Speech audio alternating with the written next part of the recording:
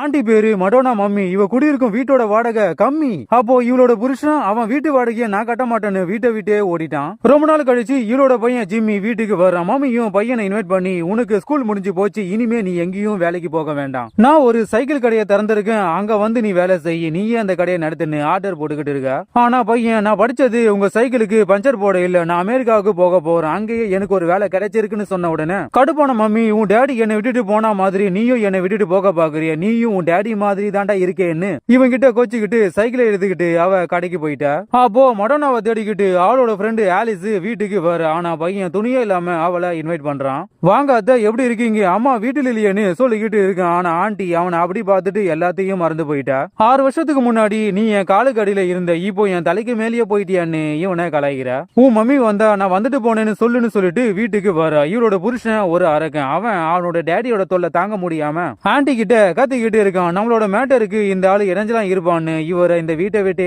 அடிச்சு துரத்துறான். இவனோட டேடியும் மருமகள் நமக்கு சப்போர்ட் பண்ணி பேசுவான்னு எதிர்பார்க்கிறாரு. ஆனா அவ வாய மூடிக்கிட்டு இருக்கா. இவ எதிர்த்து பேசினா புருஷன்காரன் இவளை அடிப்பான். அதனால இவளால ஒன்னும் பண்ண முடியல. இவனும் ஒரு அபார்ட்மெண்ட்ல ஒரு வீட்டை வாடகைக்கு எடுத்து இவரை அங்க கொண்டு போய் விட்டுட்டு வந்துட்டான். மறுநாள் ஆலிஸும் மடோனாவும் பீச்சுக்கு போறாங்க. என் புருஷன் என் மாமனாரை கொண்டு போய் வாடகை வீட்டுல விட்டுட்டான், அவன் கூட இருக்கவே எனக்கு பயமா இருக்குன்னு சொல்லிக்கிட்டு இருக்கா. ஆனா மடோனா, உன் புருஷன் உன்னை சொந்த வீட்டுல வச்சிருக்கான், பேங்க்லயும் உன் பேர்ல பணம் இருக்கு, ஆனா நான் வாடகை வீட்டுல இருக்கேன், பேங்க்ல எனக்கு கடன் தான் இருக்கு, என் பையனும் என் பேச்ச கேட்க மாட்டான்னு சொல்லி இவ ஃபீல் பண்ணிக்கிட்டு இருக்கா. லேட்டா வீட்டுக்கு வந்த பொண்டாட்டிய புருஷன்கார மடக்கி, எனக்கு தெரியாம நீ யாரு கூட போய் ஊரை சுத்திட்டு வரேன்னு கேட்டு அவளை அடிச்சிட்டான். இவளும் நான் மடனா கூட வெளியே போயிட்டு வந்தேன்னு சொன்ன உடனே அதை உண்மையா பொய்யான்னு இவன் கன்ஃபார்ம் பண்ணிட்டு அப்புறம் இவளை விட்டுட்டான். அவன் அடிச்ச அடியில இவளுக்கு பிளட் வருது. இவளுக்கு ஒரு பொண்ணு இருக்கு, அவ பேரு நிலா. அந்த பொண்ணுக்காக இவ புருஷன் கிட்ட அடிமையா இருக்கா. மறுநாள் ஆண்டி மாமனாரை பார்க்க வீட்டுக்கு போனா அவரு குடிச்சிட்டு வாந்தி எடுத்துக்கிட்டு இருக்காரு. இவளும், உங்க பையன் அரக்கனா மாறினதுக்கு நீங்க தான் காரணம், அவன மாதிரி நீங்களும் இருக்கீங்கன்னு மாமனார மரியாதை இல்லாம பேசிட்டு வந்துட்டா. ஜிம்மி ரொம்ப நாள் கழிச்சு அவனோட காதலிய பார்க்க போறான். இவ பேரு மரியா. இவ படிப்ப பாதிலேயே விட்டுட்டு ஒரு ஸ்விம்மிங் ஷோல பெருக்கிற வேலையை செஞ்சுக்கிட்டு இருக்கா. மரியாவும் என் வீட்டுக்கு வரியான்னு இவனை வீட்டுக்கு கூப்பிட்டுக்கிட்டு போய் மேட்டர் பண்ணிக்கிட்டு இருக்கு. ஆனா இத மரியாவோட மம்மி பாத்துட்டாங்க. ஆனா ஜிம்மி துணியை தூக்கி கட்டிக்கிட்டு ஓடிட்டான். மரியாவோட மம்மிக்கு உடம்பு சரியில்லை. அவங்க கண்ணு முன்னாடி இவ என்ன பண்ணாலும் அவங்க கண்டுக்க மாட்டாங்க. லேட்டா வீட்டுக்கு வந்த ஜிம்மிய மம்மிக்காரி மடக்கி, நைட்டு முழுக்க நீ எங்கடா பொறுக்கிட்டு வந்தேன்னு கேட்டுக்கிட்டு இருக்காங்க. ஆனா பையன், நான் எங்க வேண்டுமானாலும் போவேன், உங்ககிட்ட பர்மிஷன் கேட்டு தான் போகணும்னு எனக்கு ஒன்னும் அவசியம் இல்லைன்னு இவன் மம்மிக்கே வார்னிங் கொடுக்குறான். மறுநாள் ஆண்டியோட புருஷன் நேத்து நைட்டு பொண்டாட்டிக்காரி அடிச்சதுக்கு ரோசா பூவை அவகிட்ட கொடுத்து என்ன மன்னிச்சிருன்னு தெனாவட்டா கேக்குறான். இவளுக்கும் இவனை அடிக்க தோணுது. ஆனா ரோசா பூவை கையில வாங்கலன்னா அதுக்கும் அடிப்பான்னு வேற வழி இல்லாம ரோசா பூவை வாங்கிட்டு மன்னிக்கிறா. ஆண்டியும் மாமனாருக்கு சோறு கொண்டு போய் கொடுக்குறா. அவரும், என் பையன் உன்னை அடிச்சான்னு எனக்கு நல்லாவே தெரியும், இனிமேலும் நீ அவனுக்கு அடிமை இருக்க வேண்டாம், இதுல கொஞ்சம் நகை இருக்கு, இதை எடுத்துக்கிட்டு உன் பொண்ணை கூட்டிக்கிட்டு அவனை விட்டுட்டு போயிடு, அவன் உன்னை வாழ விட மாட்டான்னு அட்வைஸ் பண்ணிக்கிட்டு இருக்காரு. உங்களை மரியாதை இல்லாம பேசினதுக்கு சாரி கேக்குறா. மரியாவோட மம்மி கையா காலை வச்சுக்கிட்டு சும்மா இல்லாம ஒரு பொருளை எடுக்க போய் கீழே விழுந்துட்டு, அப்போ மரியாவுக்கு மம்மியோட பழைய போட்டோ ஒண்ணு கிடைக்குது. அதுல ஒரு பையன் இருக்கான், அவன் இவளோட டேடி. அவன் யாருன்னு இவ தேடி பாக்குற. அது ஆண்டியோட புருஷன் இவளுக்கு தெரிய வருது. உடனே இவ ஜிம்மி கிட்ட ஓடி போய், உன் அத்தையோட புருஷன் தான் என்னோட டேடியா இருக்கணும்னு சொல்லிக்கிட்டு இருக்கா. இவனும், அவன் தான் உன் டேடின்னு, அவன் ஏன் உங்களை அம்போன்னு விட்டுட்டு ஓடி போனான்னு கேக்குறான். இவளும், அவனும் என் மம்மியும் லவ் பண்ணிருக்காங்க, அதன் மூலமா என் மம்மி கர்ப்பமா ஆயிட்டா, ஆனா அவன் இந்த கருவை கலைச்சிடுன்னு என் மம்மி கிட்ட பணத்தை கொடுத்துட்டு ஓடிட்டான். ஆனா என் மம்மி என்னை கலைக்காம என்ன வளர்த்தாங்க, அதுக்கு அவன் பதில் சொல்லியே ஆகணும், அதுக்கு நீ தான் எனக்கு உதவி பண்ணணும்னு கேக்குறா. மறுநாள் ஆண்டி மாமனாருக்கு சோறு கொண்டு போய் கொடுத்துட்டு வரும்போது சரியான மழை. உடனே பக்கத்துல இருக்கிற மடோனா வீட்டுக்கு இவ ஓடி போறா. ஆனா மடோனா வீட்டுல இல்ல. அவளோட பையனும் மயில நினைஞ்சுக்கிட்டு வந்த அத்தைக்கு டவலை கொடுக்காம இவனோட சட்டைய கயட்டி கொடுக்கறான். அவளும் போட்டுக்கிட்டு, ஆனா சட்டைக்கு இவன் பட்டனா போடுறான். அவளும் ஏன்னு கேட்கல. அவன் கொடுத்த உமாவையும் இவ தடுக்கல. புருஷன் கிட்ட கிடைக்காத சந்தோஷத்தை இவன் கிட்ட தணிக்கிறா. உன் மம்மி நம்ம 2 பேரையும் இப்படி பார்த்தா என்ன கொண்டுறான்னு குட் பை சொல்லிட்டு ஓடி வந்துட்டா. ஒரே நேரத்துல ஜிம்மி மரியாவையும் மேட்டர் பண்ணி அவளையும் ஏமாத்திக்கிட்டு இருக்கான். ஆண்டி மடோனா வீட்டுக்கு வர. அவகிட்ட, எனக்கு பணம் தேவைப்படுது, அதனால நான் ஆன்லைன்ல கிளாஸ் எடுக்க போறேன், என் புருஷனுக்கு தெரியாம இதை நான் பண்ண போறேன், அதனால தினமும் உன் வீடு எனக்கு வேணும்னு கேக்குற. இவனும், தாராளமாக என் வீட்டை எடுத்துக்கோ, ஆனா பாதி வாடகையை நீ கொடுத்துருன்னு கலாய்க்கிறா. மறுநாள் மரியா மம்மிக்காரிய மடக்கி, அந்த ஆண்டியோட புருஷன் தான் என்னோட டேடியான்னு கேக்குற. ஆனா மம்மி, இனிமே இந்த பேச்ச என்கிட்ட கேட்காதுன்னு பொண்ணுக்கு வார்னிங் கொடுத்துட்டு போயிட்டா. மறுநாள் ஆண்டி மடோனா வீட்டுக்கு வந்து ஆன்லைன்ல ஸ்டூடெண்ட்டுக்கு கிளாஸ் எடுத்துக்கிட்டு இருக்கு. ஆனா ஜிம்மி இவளுக்கு காலுக்கு அடியில கிளாஸ் எடுத்துக்கிட்டு இருக்கான். ஆண்டியும் கிளாஸ முடிச்சிட்டு ஜிம்மிக்கு குட் பை சொல்லிட்டு கிளம்புறா. இத மரியா பாத்துட்டு, ஆனா அவளுக்கு டவுட் வரல. உடனே மரியாவும் ஜிம்மியோட வீட்டுக்கு போய் அவன் கூட மேட்டரை பண்ணிட்டு கிளம்பும் போது ஆண்டியோட ஜட்டிய பாக்குறா. இவளுக்கு புரிஞ்சு போச்சு. ஆனா அவங்கிட்ட எதுவும் கேட்காம ஓடி வந்துட்டா. இவனும் எனக்கு துரோகம் பண்ணிட்டான்னு சொல்லி அழுதுகிட்டே போறா. இத ஜிம்மியோட மம்மி பாத்துட்டாங்க.